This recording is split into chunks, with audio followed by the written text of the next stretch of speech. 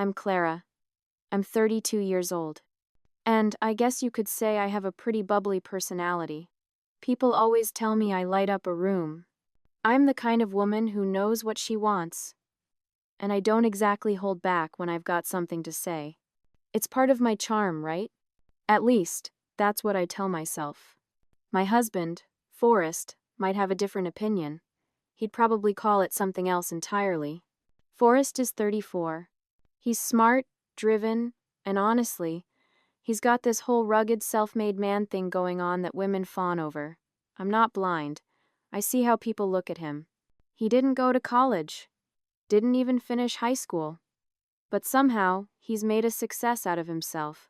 He owns his own construction business, drives a truck that's way nicer than mine, and always seems to have a plan for the future.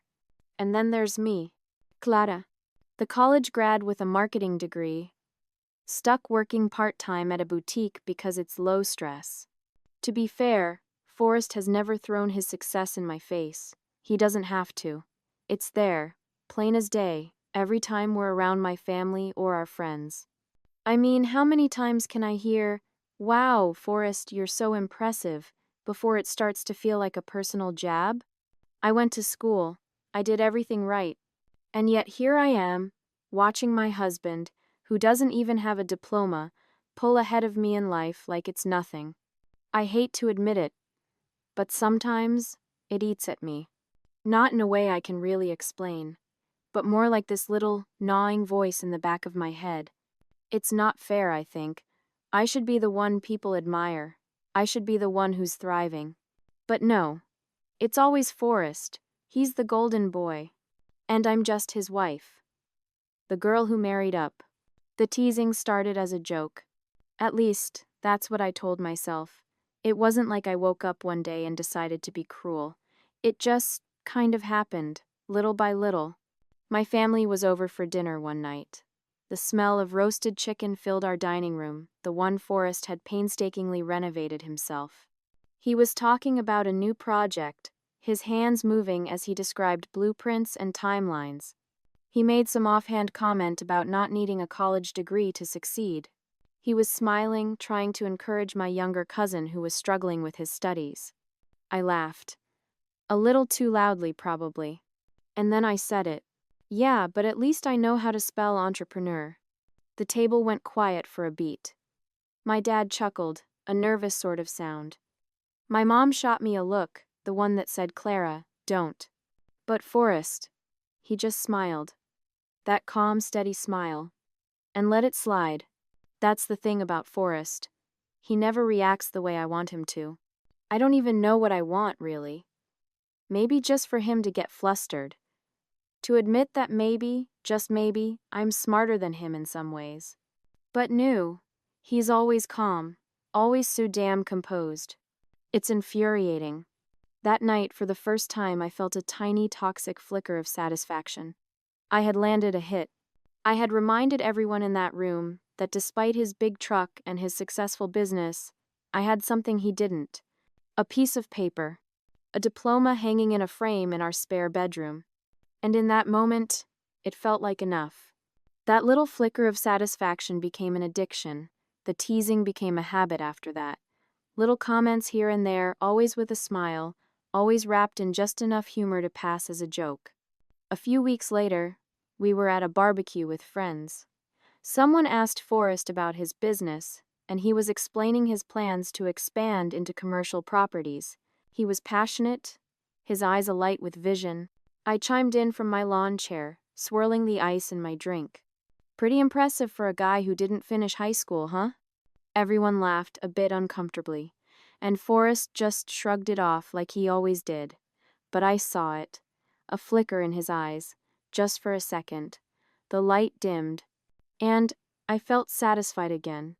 Is that terrible? It probably is, but in that moment I didn't care. It became my go-to move. My secret weapon. Oh, don't ask Forrest about grammar. He barely passed English. "Hey babe, want me to help you with that spreadsheet? You know, since I actually learned Excel in college." Looking back, I think I was testing him, pushing boundaries to see how far I could go before he snapped. before he would finally fight back. But he never did. Forrest is the kind of man who doesn't fight back. Not with words anyway. He just withdraws, goes quiet, and buries himself in his work. At first, I didn't notice.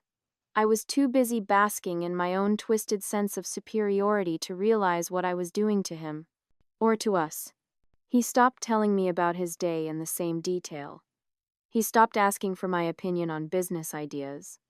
The space between us on the couch started to feel wider. The house grew quieter. I told myself he was just busy, stressed. I was lying to myself.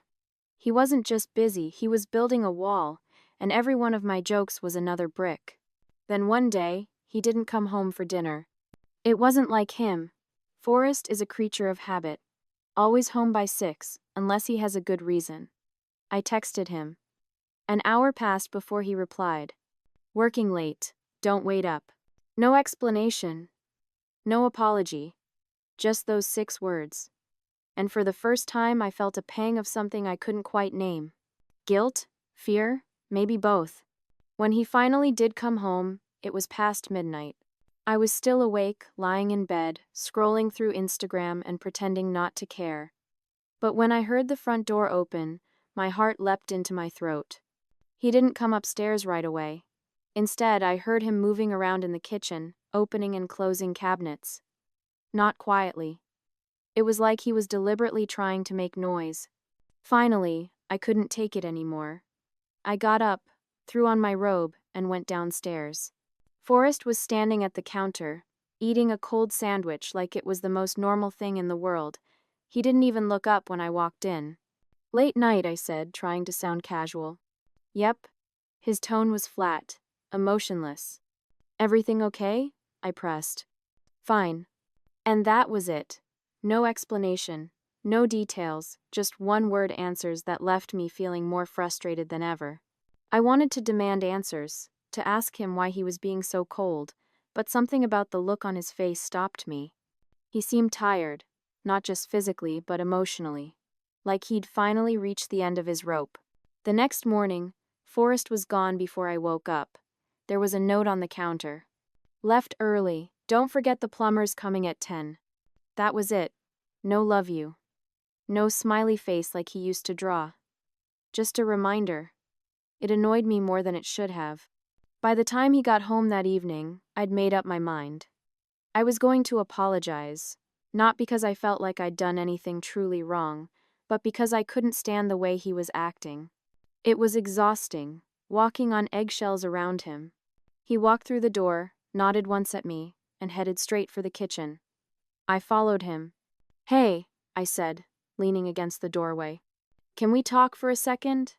He glanced at me, his expression unreadable, then grabbed a bottle of water and leaned against the counter. What's up? I hesitated, suddenly feeling awkward. I wanted to say I'm sorry. You know, for some of the things I've said, the teasing and all that. Forrest raised an eyebrow, but he didn't say anything. He just looked at me, waiting. I didn't mean to hurt your feelings, I added quickly. I was just joking around. I guess I didn't realize it was bothering you. He nodded slowly, taking a sip of his water. Okay. That was it. Just, okay. No. Thank you for saying that. No, I appreciate that. Just, okay. It was like he was deliberately trying to make this harder than it needed to be. So, are we good? I asked, forcing a smile. Forrest studied me for a moment, his eyes searching mine like he was trying to figure out if I was being sincere. Sure, he said finally. We're good. La. I should have felt relieved. But instead, I felt irritated. Annoyed that I'd had to apologize in the first place. Annoyed that Forrest hadn't even seemed grateful. Annoyed that nothing about this conversation had made me feel any better. Because deep down, I knew we weren't good. Not even close. I was already on edge that day, but I didn't realize how much worse it could get. Until she showed up. Her name was Sloane. Of course it was. She was maybe 28, with that polished, effortless look that made me feel frumpy, even though I'd spent an hour curling my hair. She was the kind of woman who could walk into a room and have everyone's attention without even trying. And worst of all, she seemed to have Forrest's. We were at a work-related gathering, something casual hosted by one of Forrest's biggest clients. I wasn't thrilled about going, but Forrest insisted it would be a good opportunity for me to meet some of the people he worked with. He said it like it was supposed to make me feel included, but all it did was remind me how separate his world was from mine. Sloane was introduced as one of Forrest's key contacts on a recent project. From the moment she walked over, her enthusiasm was dialed up to 11. "Forrest," she beamed, flipping her perfect blonde hair over one shoulder. "It's so good to see you. I was just telling Ryan how incredible you've been to work with." Forrest smiled. One of those genuine, easy smiles that had been so rare at home lately. "Thanks, Sloane. You've been great to work with, too." I tried to ignore the way her face lit up at his compliment, but it felt like a punch to the gut. She laughed at everything he said, leaning in just close enough to make it clear she thought he was the most fascinating man in the room. And the worst part? Forrest didn't seem to mind. In fact, he seemed to enjoy it. I tried to insert myself into the conversation, but Sloane barely acknowledged me. She was too busy showering Forrest with praise. "You're honestly such an inspiration," she gushed. "I mean, to build what you've built without a formal education, that takes real talent and grit. Not many people could do what you've done." My stomach twisted into a knot. It wasn't just the words. It was the way she said them. Like Forrest was some kind of hero. I knew I should let it go, but my insecurities had other plans. If she thought Forrest was so amazing, maybe it was time she saw the whole picture. "Yeah, he's great," I said, my tone a little too sweet. "But you know, Forrest has had his struggles. Like that time he bombed a simple math problem during a meeting because he didn't know how to calculate percentages." I let the words hang in the air, a poison dart. "I mean, not everyone can get by without some basic schooling, right?" The silence was instant and heavy. Forrest's smile vanished. Sloane's expression shifted from admiration to discomfort. She glanced at Forrest, clearly unsure how to respond. Forrest didn't take the bait. He just looked at me, his jaw tightening slightly. "Well, we all have our strengths and weaknesses. Sloane, if you'll excuse us for a second." Before I could react, Forrest gently but firmly steered me away from the group. We ended up near a corner of the room, far enough away that no one could hear us. "What the hell was that?" he asked, his voice low but firm. "What was what?" I shot back, crossing my arms defensively. "I was just being honest." "No," he said, his eyes narrowing. "You were being petty." "And for what? To embarrass me? To try and make yourself look better?" I felt a surge of anger rise in my chest. "I wasn't trying to embarrass you, I was just—" I stopped, realizing I didn't even know how to finish the sentence. "Just what, Clara?" Forrest pressed. "Trying to make sure Sloane doesn't think too highly of me? Because God forbid someone respects me for what I've accomplished." "She was flirting with you," I snapped, my voice rising. Forrest sighed, running a hand through his hair, a gesture of pure exhaustion. "Sloane wasn't flirting. She was being professional, and even if she was, it doesn't matter, because I'm married to you. Or have you forgotten that?" "Oh, so now this is my fault?" "Hannah, this isn't about Sloane," he said, his voice calm but tired. "This is about you. About the fact that you can't stand it when someone gives me the respect you refuse to." "That's not true," I said, but the words felt hollow. "Isn't it?" he said quietly. "You've spent months tearing me down, and now, when someone else builds me up, you can't handle it. Do you even hear yourself?" I felt tears prick my eyes, but I refused to let them fall. I just wanted to hurt him like he was hurting me. The days after that event were tense. The silence in our house was no longer empty. It was filled with unspoken anger. Forrest wasn't just distant anymore. He was gone, even when he was sitting right next to me. I became paranoid. Every time he was on his phone, I was convinced he was texting Sloane. Every late night at the office was a secret rendezvous in my mind. I couldn't find any proof, but my gut told me something was wrong. So I decided I just needed to force it out of him. That night, When Forrest came home, I was ready. I waited until he was sitting on the couch, scrolling through his phone, and then I sat down across from him. "Who is she?" I asked, my voice shaking. Forrest looked up, confused. "What are you talking about?" "Don't play dumb, Forrest," I snapped.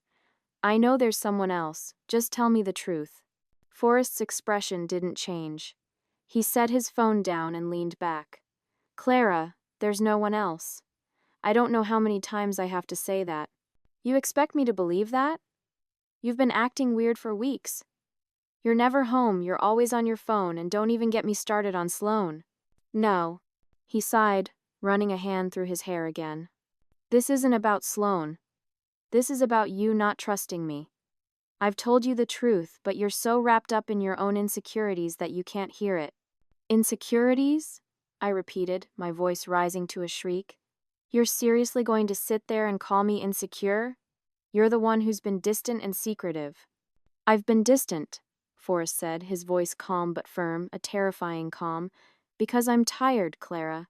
I'm tired of trying to make this work when all you do is tear me down. You're accusing me of cheating when I've done nothing but put up with your constant criticism and paranoia." "Put up with me?" I said, my voice trembling with rage. "Are you serious right now? I'm the only reason you even look respectable. Who else would stick by a guy who couldn't even finish high school?" His jaw tightened, but he didn't interrupt. He just stared at me, his eyes colder than I'd ever seen them. A coldness that burned. And I couldn't stop. The words just spilled out, venomous and unstoppable. "I'm the one who's had to cover for you. I'm the one who's had to explain to my family why my husband doesn't have a diploma. I'm the one who's had to smile and pretend everything's fine while you act like you're better than me, just because you got lucky with your stupid business." The words hung in the air between us, ugly and permanent. Forrest didn't yell. He didn't defend himself. He just stood up. He grabbed his keys from the bowl by the door. "I can't do this anymore," he said. "Where are you going?" I demanded, panic finally cutting through the anger. He looked at me, his face a mask of exhaustion and finality. "Somewhere I don't have to listen to this." His voice was quiet, but it was the loudest thing I had ever heard. "I'll be back when I'm ready to talk. Don't wait up." And just like that, he was gone. The sound of the front door clicking shut echoed in the silent house. I stood there, stunned, replaying the argument in my head. I'd crossed a line. Several, actually. And I knew it. But instead of regret, all I felt was a hot, blinding rage. Rage at him for walking away. Rage at myself for letting my emotions get the best of me. And rage at the fact that deep down, I knew he was right. The night Forrest left, I thought he'd be back in an hour. Maybe two. I waited, pacing the living room, rehearsing the next round of our fight. But he didn't come home that night. Or the next. A week passed. Then two. When I finally heard from him, it wasn't a call, it was a text. "I need time to think. I'll let you know when I'm ready to talk." That was it. A cold, detached message that made my stomach churn. For weeks, I spiraled. I called him over and over, my voicemails ranging from angry accusations to tearful pleas. When he didn't respond, I resorted to showing up at his office, only to be told by his assistant that he was unavailable. My frustration turned to a desperate, clawing panic. How could he just ignore me like this? How could he act like our years together meant nothing? But deep down, I knew the truth. I had pushed him to this point. I had let my jealousy turn me into someone he couldn't stand to be around. Eventually, Forrest agreed to meet me for coffee. I showed up early, rehearsing a speech to convince him to come home. But when he walked in, I barely recognized him. He looked lighter, happier, like a weight had been lifted from his shoulders. It stung to realize that weight had been me. He sat down and cut straight to the point. His voice was calm, but there was a finality to it that left no room for argument. "I think it's best if we separate, Clara." I argued. Of course I did. I brought up our history, our marriage vows, the life we had built. But he didn't budge. "I need to focus on my life," he said, his eyes meeting mine without a flicker of doubt. on building something healthy, and I don't think we can do that together anymore. He said he wanted the best for both of us, but it was clear he'd already made up his mind. He had chosen a life without me in it. And for the first time, I saw the full extent of the damage I had caused. He wasn't just leaving the fighting and the teasing, he was leaving me. After that, we lived separate lives. I clung to the hope that he might change his mind, that he'd realize he missed me. But as the months dragged on, that hope began to fade into a dull ache. I threw myself into my job at the boutique, convincing myself I didn't need him. But the truth was, I felt hollow without him. The bubbly personality I was so proud of felt like a costume I could barely keep on. Then one afternoon, my friend Stephanie sent me a screenshot that shattered what little peace I'd managed to find. It was a Facebook post.